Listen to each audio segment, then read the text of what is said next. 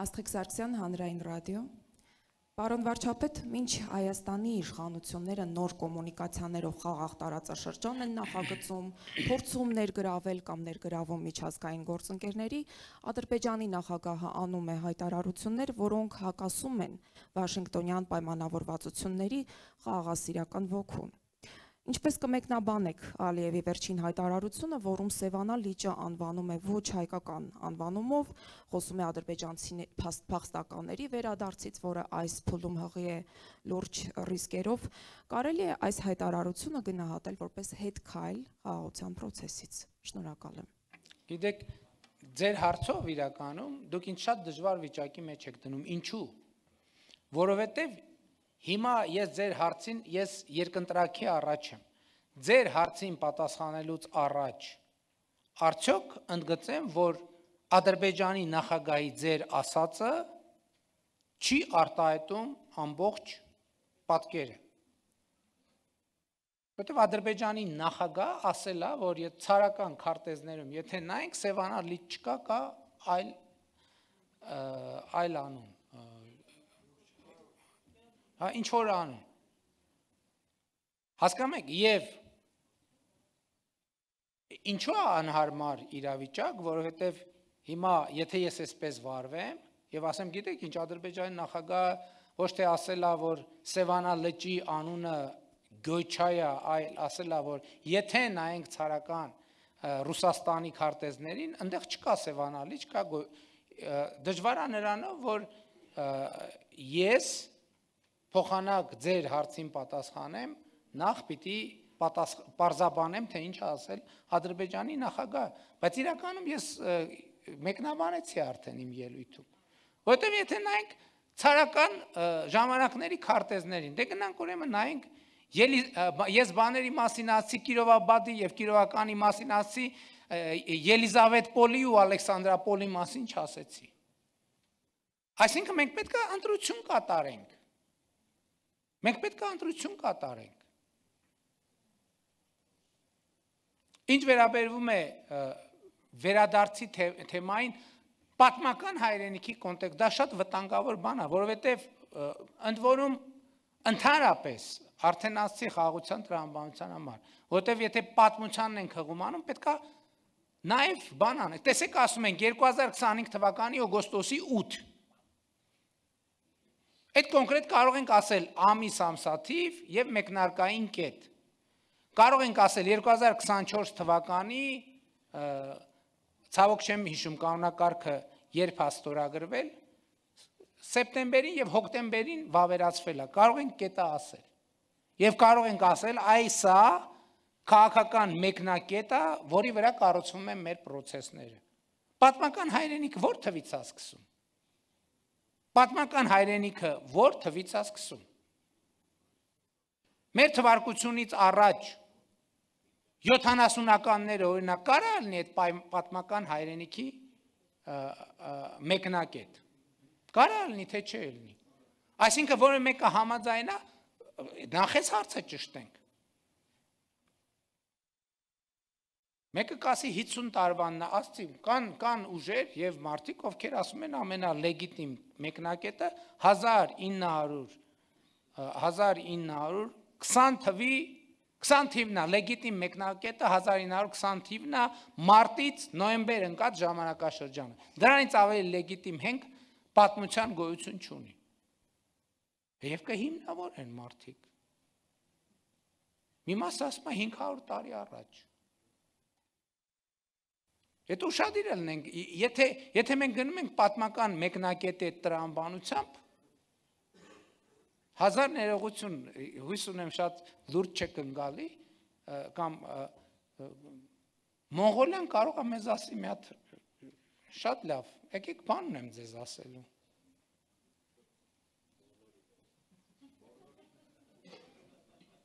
Վերջերս եմ ես Մոնղոլիայում եղել եւ ուզում եմ իրանց հետ նորմալ հարաբերություն է, դենց վախ վխելով կամած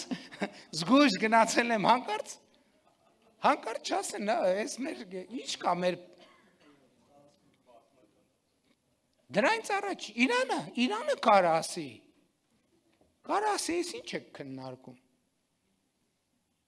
Ընդ որում երբեմն ես ձեզ ասեմ, մի այսպիսի զավեշտալի պատմություն ա եղել Հայաստանի եւ Ադրբեջանի ներկայացուցիչների միջև։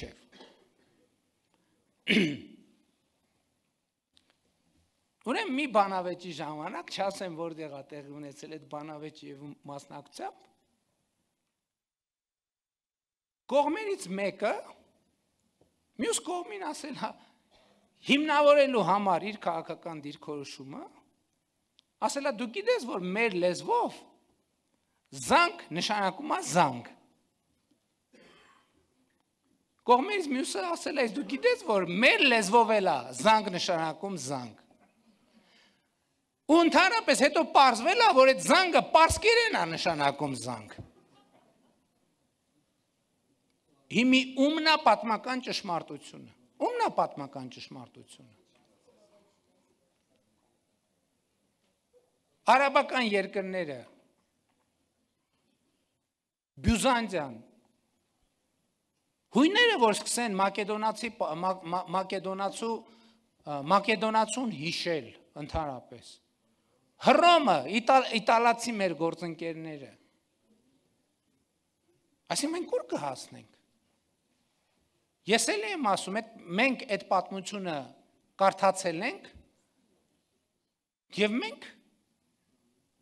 իմ գնահատմամբ արդեն իսկ ստեղծել ենք նոր պատմություն, 2 տարվանն էլ է պատմություն։ Նոր պատմություն։ Եվ ես կարծում եմ, որ մենք պետք է շարունակենք այդ պատմության ստեղծումը։ Հա, այդ ընթացքում եւ ելի եմ ասում, ոչ կասեմ բարեբախտաբար, ոչ էլ կասեմ դժբախտաբար։ Պատմական սոցիալ հոգեբանությունը մի բան չի, որ սենց ռուբիլնիկը քաշես ու կանգնացնես, անջատես, անջատիչով։ Մենք պետքա կարողանանք անցյալը տարբերակել ապագայից։ Ընդ որում ապագան այսօր է եւ ապագան նույնիսկ 2024 ապագան նույնիսկ 2024 թվականն է։ Մենք արդեն 2 տարի ապրում ենք ապագայի մեջ։ Հիմա պետք է ընտրություն մենք շարունակելու ենք ապրել ապագայի մեջ։ Որը այսօր է։ Եվ դա մեր ռազմավարությունն է։ Հիմա նույն տրամաբանությամբ ես ձեզ ուղիղ ասեմ։ Նույն տրամաբանությամբ, երբ որ Ադրբեջանը բան անենք, մոնիտորինգ անենք, Ադրբեջանում կարծիքները եւ այլն, ժամանակ առ ժամանակ ներկայացնում են թե ինչ զեկույցներ կա։ Օրինակ Ադրբեջանում այսպիսի դիսկուրս կա, ասում են Հայաստանը ճիշտ չի ասում, կեղծում են, որ տարածքային ամբողջականությունը ճանաչել են Ադրբեջանի։ Ոնց են հիմնավորում, ասում են, բա ինչ է միջև մի ազգային ժողովում Լեռնային Ղարաբաղի դրոշները դրած։ Դե իրանց ընկալումն է։ Դե ասում են, դե եկեք մենք որ իրանք տենց է, եկեք մենք ասենք գյոյչա։ Ստեղ էլ ասում են, դե որ ասին գյոյչա, եկեք ասենք բան։ Գանձակ ասենք։ Եկեք ասենք կովսական, եկեք ասենք քաշաթաղ։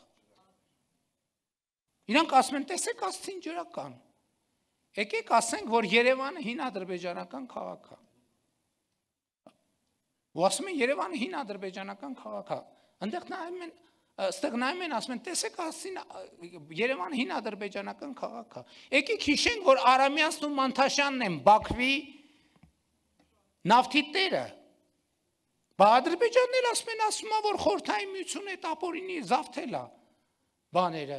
Շատ լավ, դե ուրեմն Արամյանցի եւ Մանթաշյանի սեփականությունը, որպես մենք ժառանգորդներ, հասկանում եք ուր ենք հասնում, ուր ենք գնում։ Դա սխալ ճանապարհ է։ Ու ընդ որում, այստեղ բացի մեր երրորդ կողմի Հայաստանի եւ Ադրբեջանից դուրս, այսինքն Հայաստանի Ադրբեջանի մի ներկայացուցիչ չկա, որ ինքը ի սկզբանե սենց բան ա եղել, իմաստուն ա եղել, եւ այս տրամաբանությունից դուրս մենք բոլորս եղել ենք այդ տրամաբանության մեջ, որովհետեւ մենք մեր երկրների, մեր ժողովուրդների սոցիալ հոգեբանության կրողներն ենք։ Մենք մեր պատմության զավակներն ենք եւ սպառողներն ենք, այո, բայց մենք պետքա Հարց տանք մեզ, մենք ի վիճակի ենք քաղաքական առաջնորդություն ստանձնել։ Մենք այդ հարցի պատասխանը տվել ենք։ Մենք այդ հարցի պատասխանից չենք հրաժարվելու։ Դա մեզ համար ռազմավարություն է։ Եթե որևէ մեկը հրաժարվելու է կամ հրաժարվում է, թող ուղիղ ասի։ Ակնարկների կարիք չկա։ Եվ ակնարկները չեն էլ աշխատի, որովհետև ունենք լեգիտիմության, որովհետև այդ ակնարկները, եթե նույնիսկ լինեն, դրանք լեգիտիմ չեն, որ լեգիտիմությունը բխում է ընդունված փաստաթղթերից։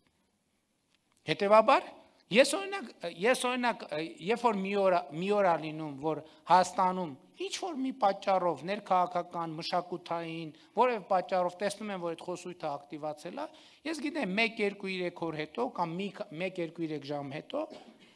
Ադրբեջանից հայելային խոսույթները գալու են։ Հետո Հայաստանից հայելային արձագանք, մինչև սոցիալական ցանցերում լինի մի չկանխատեսված իրադարձություն, որ երկու կողմերին էլ ասենք չգիտեմ, ինչ-որ մի հատ իրադարձություն։ Ասենք շոու բիզնեսի հետ կապված։ Ասենք Ջենիֆեր Լոպեսի համար կամ ֆուտբոլի հավաքականներից մեկի հաջողությունը կամ անհաջողությունը, բոլորը կմոռանան պատմական հայրենիքի բանի մասին, մինչև դիմացի կողմը հիշեցնի դիմացի կողմին։ Եվ ես ինչի համար եմ սրա մասին խոսում, որովհետև ես հասկանում եմ, որ չենք հաղթահարելու առանց խոսելու, պետք է խոսենք, որովհետև ընդ որում պետք է արձանագրենք, որ եկեք չփնտրենք մեկնակետը, որովհետև դա էլ է ծուղակ։ Որովհետև ես տեսնում եմ, որ շատ դեպքերում Հայաստանում մարդիկ չեն տեսնում փող կապերը բանի, այդ երևույթների, քաղաքական խոսույթների, ընդ որում երբեմն էական չի, ընդդիմադիր թե կառավարական։ Եվ Ադրբեջանում էլ չեն տեսնում։ Մենք պետք է խոսենք սրա մասին։ Պետք է խոսենք սրա մասին, եւ ես ուրախ եմ, որ այսօր առիթը կա, եւ ես խոսում եմ դրա մասին, եւ սա հրապարակային խոսույթ է, եւ մենք այս գիծը տանելու ենք։